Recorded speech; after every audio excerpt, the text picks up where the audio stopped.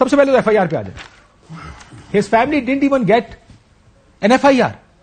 یعنی ان کو FIR میں مدعی بننے کا تک کا موقع نہیں دیا گیا.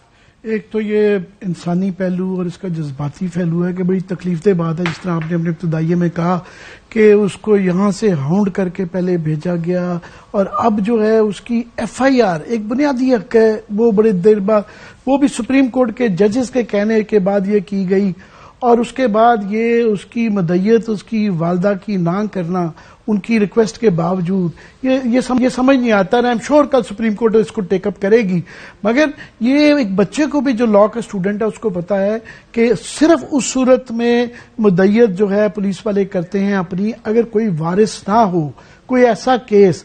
ورنہ ابھی میں اعزاز علی صاحب کو سن رہا تھا، وہ صحیح کہہ رہے تھے کہ کوئی لیٹ سے کوئی ریپ کا کیس ہے اور پولیس کی مدعیت میں کر دیں تو انویسٹیگیشن بھی انہوں نے کرنی ہے اور پروسیکیوشن بھی انہوں نے کرنی ہے، وہ بڑی جلدی سے فارغ کر سکتے ہیں.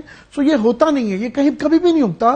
اینڈ خاص طور پہ جب ایک بڑا کیس ہے، ارشد شریف پاکستان کے بہت بڑے صحافیوں میں سے تھا، among the top of the his class, اس پہ یہ نہیں کہتے کہ ہمیں اس کو ٹاپ آف دس کلاس تھا. آپ کو ایک بات بتاؤں، ایسے ایک چیز جسے مجھے ذاتی طور پہ تکلیف ہوئی ہمیں، اس رپورٹ میں ارشد پر کردار کے حوالے سے بھی حملہ کیا.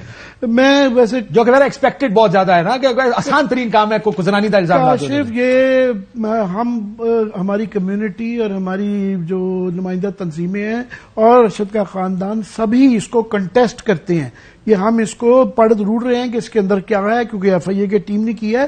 یہ جس طرح آج سپریم کورٹ میں بھی پوائنٹ آؤٹ کیا گیا کہ FIR درج کیے بغیر انکوائری کیسے ہو سکتی ہے، کس نے یہ کانسٹیٹیوٹ کیے، گورنمنٹ نے ظاہر کیا، اور وہ گورنمنٹ جس کے شروع سے ڈے 1 سے مریم بی بی کا پہلے ٹویٹ آیا، اس کے بعد رانا ثناء اللہ صاحب کے بیان کہ اس کی تو جان کو خطرہ نہیں تھا، وہ ایک ڈینائل میں تھے. وہ بالکل دوسرا، وہ بعد میں آفٹر تھاٹ تھی کہ ریلائز کر کے انہوں نے کہا کہ نہیں اس کو کمیشن بنایا جائے جوڈیشل کا.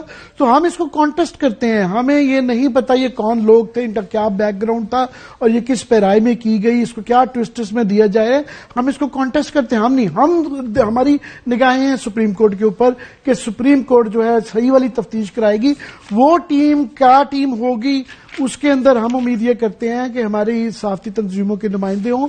سب سے امپورٹنٹ ارشد کے خاندان کا کوئی نامنی بیٹھا ہو، اور واقعی مدعیت کے اندر بھی یہ بڑا امپورٹنٹ ہوتا ہے کہ اس رپورٹ کے اندر بھی کہ آپ کو اس کی پہلا ٹیسٹ یہ ہوتا ہے، اور I am sure supreme court کل پوچھے گی کہ جناب اس کو رپورٹ کو کرنے میں کیا ارشد کے خاندان کے کسی فرد کو شامل کیا گیا جب یہ رپورٹ کا بنانے کا کہا جا رہا تھا، یا ان کی تسلی اور تشفی ہوئی.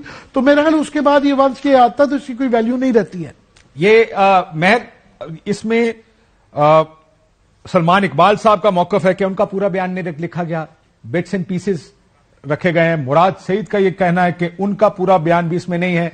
میرا جو بیان ہے اس میں انگریزی ایسی ہے کہ مجھے کئی دفعہ شک ہوتا ہے کہ میں شاید اسکول بھی کبھی نہیں گیا ہوں گا، جس قسم کی انگریزی انہوں نے میرے ساتھ میرے حوالے سے لکھی ہے. اس بیان میں بہت سی چیزیں شاید تھوڑا سا ادھر ادھر کر کے لکھی ہے، لیکن لارجلی اٹ واز رائٹ.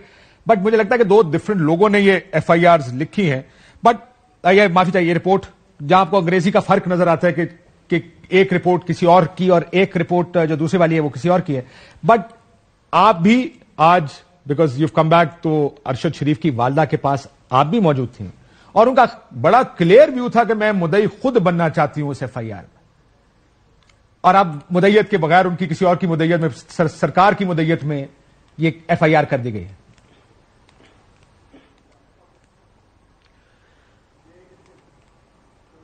مہر، آپ کو آواز آ رہی ہے؟ جی آ رہی ہے کاشف. میں آپ سے جی والدہ صاحبہ ان کی آج بہت ایڈمنٹ تھیں، بلکہ بضد تھیں اس بات پہ کہ ان کی مدعیت میں ہی یہ FIR کٹنی چاہیے، اور بڑی کلیئر تھیں. ایسی صورتحال میں جدھر 5 چھوٹے چھوٹے پوتے پوتیاں ہوں اور گھر میں کوئی مرد نہ موجود ہو، ایسی صورتحال میں بھی اتنی زیادہ کلیئرٹی اور اتنی زیادہ دلیری ایک والدہ کی طرف سے جو 2 بیٹوں کو اتار چکی ہیں قبر میں. مجھے افسوس بھی ہوا، اور ادھر بیٹھے ہوئے آپ کو اور مجھے دونوں کو معلوم تھا کہ جن کو وہ نامزد کرنا چاہیں گی وہ نہیں ہو سکے گا. ادھر تو ایک سابق وزیر اعظم اپنی FIR نہ کٹا سکا، تو ایک والدہ کیا کٹا سکیں گی، مگر وہ بضد تھیں اور وہ یہ چاہ رہی تھیں. مگر افیکٹولی ریاست نے کیا کیا ہے؟ ارشد شریف کو لاوارث چھوڑ دیا ایک ایسے ملک میں جدھر ہر ایک کو لگا ہے کہ جنازہ ان کے گھر سے اٹھائے اور ہر کوئی کھڑا ہو جائے مدعیت اپنی آفر کرنے کے لیے. تو اس کی تو ماں بھی زندہ ہے، اس کی تو اولاد بھی اپنی جگہ، اللہ سلامت رکھے، قائم رکھے انشاءاللہ تعالی، لیکن آپ نے اس کو لاوارث کر دیا ہے سرکار کی مدعیت میں یہ کام کر کے. تو یہ تو ہم سمجھنے سے قاصر ہیں. عامر متین صاحب بجا فرما رہے ہیں اور امید بھی یہی ہے کہ کل عدالت میں اس ایشو کو اٹھایا جائے گا. لیکن ہماری کتنی ستم ظریفی ہے، بدقسمتی ہے اس ملک میں کہ 42 دن گزر جانے کے بعد ہم FIR کٹواتے ہیں، باوجود اس کے کہ سارا کچھ آیا ہے. آپ نے بہترین طریقے سے پوری رپورٹ بتائی ہے، اس کے مندرجات بتائے ہیں، ہائی لائٹ کیا ہے سب کچھ.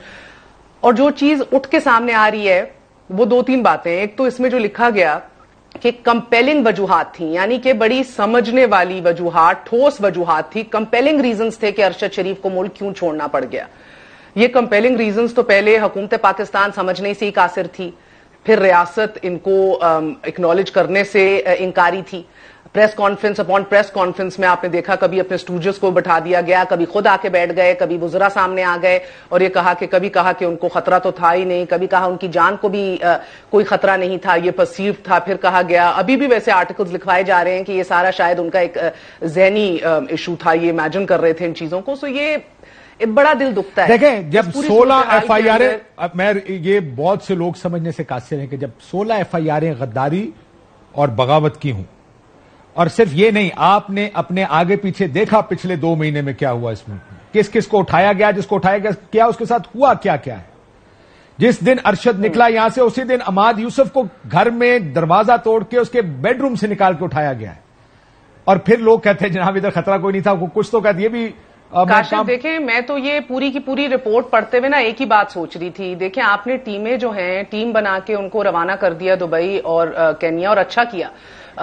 بائی اینڈ لارج مجھے یہ رپورٹ اچھی بھی لگی ہے. And of course there is a lot left to be desired, مگر کیونکہ اتنا اعتماد کا فقدان ہے تو بہتر ہوتا کہ ہماری صحافی تنظیم کی طرف سے کوئی نامزد یا خاندان کی طرف سے کوئی نامزد اس کے اندر شخصیت اس ٹیم کے اندر ہوتی. تو کہیں نہ کہیں اگر انگریزی کے اوپر ہمیں سوالات ہیں تو کہیں نہ کہیں آپ اس کو شک کا فائدہ دے سکتے تھے کہ چلیں کچھ نہیں ہوتا، ایسا ہو جاتا ہے. مگر کیونکہ ایک ٹرسٹ ڈیفیسٹ ہے، اس سے قطع نظر دیکھیں ایک کینیا بھیج دیا، دبئی بھیج دیا، تو کہیں نہ کہیں تفتیش اپنی ناک تلے بھی کر لیجئے کہ 16 FIR جس پہ کاٹی، جدھر ایک SHO جو ہے خلیل الرحمان صاحب، وہ بتا رہے ہیں کہ ان کو کس دفتر میں بلایا گیا اور کون سی ایجنسی کے 3 افسر موجود تھے جنہوں نے بتایا کہ کن کے خلاف FIR کٹوانی ہے. تو اس حکومت کے ہوتے ہوئے اگر یہ کام ہو رہا تھا اور یہ ایک دن میں 3 FIR کٹ رہی تھیں، یہ بھی اس رپورٹ کا حصہ ہے، تو پھر یہ بھی تفتیش کرا دیجئے وہ کمپیلنگ ریزنز کیا تھے جس کی وجہ سے ارشد شریف کو جانا پڑ گیا. وہ کون سی ایجنسیز جو متحرک تھیں اس کی جان کے پیچھے پڑ گئی تھیں.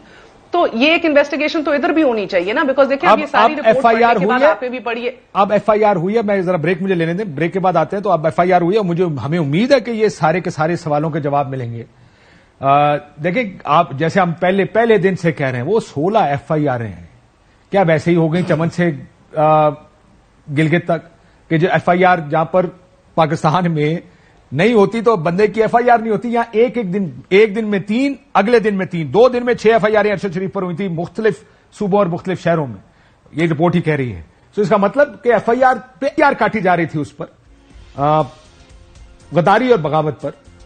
اب اور پھر آپ بعد میں آ کے پریس کانفرنس کرتے کہ اس کی جان کو کوئی خطرہ نہیں تھا.